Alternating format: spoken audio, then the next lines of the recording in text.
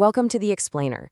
If you've ever planned a trip, you've probably seen words like sustainable or eco-friendly thrown around, and you've probably wondered, what's the real difference?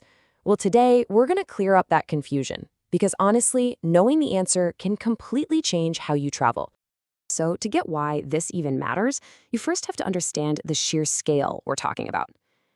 Tourism isn't just about cool vacation photos, right? It's this colossal global engine.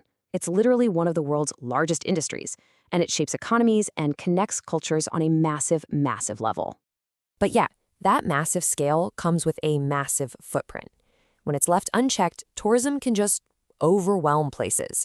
It can cause lasting environmental damage, it can push out local people, and it can water down the very cultures that made a place special to begin with.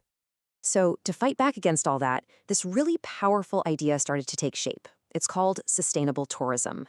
And listen, it's not just a niche type of travel, it's a whole guiding philosophy designed to reshape the entire industry for the better. Okay, so what does that actually mean in plain English? Well, at its heart, it's all about balance. It's like a promise that the amazing places we get to visit today will still be there, and just as amazing for our kids and their kids to experience too. Now, what I think is so cool about this is how it breaks this big idea down. Sustainable tourism really stands on three essential pillars.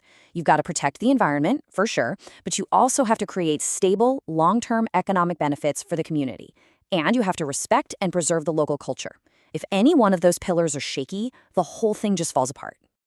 Okay, so if sustainable tourism is the big overarching idea, let's zoom in on a specific piece of it you've almost definitely heard of: ecotourism.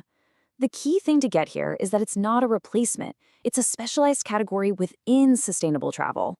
You see, ecotourism has this laser focus. It's specifically about travel to natural areas. But it's not just about looking at pretty landscapes.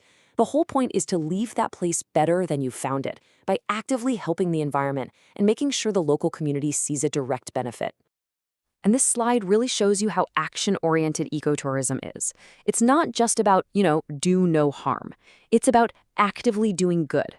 We're talking about building awareness, making sure your tourist dollars go directly into conservation, and really empowering the local people. Okay, here we go. This brings us right to the heart of it all, the whole reason for this explainer. Let's put these two ideas side by side and finally clear up the confusion about how they are different. This is the question we hear all the time. Is it all just marketing talk? Are they basically the same thing? And the answer is a very, very clear no. They're related, for sure, but they are not the same. So here's the absolute best way to think about it. Sustainable tourism is the entire philosophy. It's the giant cookbook for responsible travel. It can apply to a luxury hotel in a big city, a beach resort, a museum tour, you name it.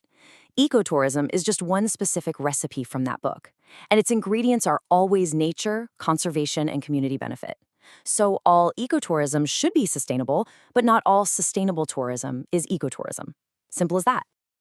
And the best part is, this stuff isn't just theory.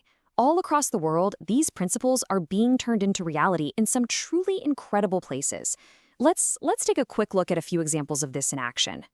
So in India, you've got places like Tenmala, which was the country's very first planned ecotourism spot, and Konoma Village, where the local community is totally in the driver's seat of their own conservation efforts. And then you have an entire country like Costa Rica, which has basically built its global brand on protecting its stunning natural beauty. So how do we get from a great idea on paper to a plan that actually protects the planet? Well, it definitely doesn't happen by magic. It takes a really clear, deliberate strategy.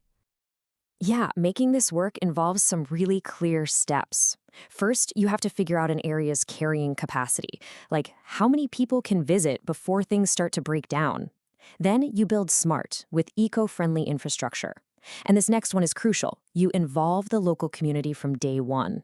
And finally, you have to educate everyone, especially us, the tourists, on how to be part of the solution, not the problem.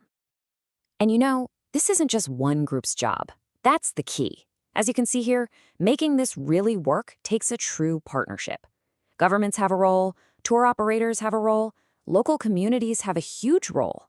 But that final critical piece of the puzzle, that's us, the travelers, and the choices we make every single step of the way. And that really brings us to the final most important takeaway. The next time you're planning a trip, doesn't matter if it's to a bustling city or a remote jungle, you now have the power to ask the right questions. Because every choice you make, from the hotel you book to the tour you take, it sends a message. And altogether, those choices can actually steer the entire travel industry toward a much better, much more sustainable future.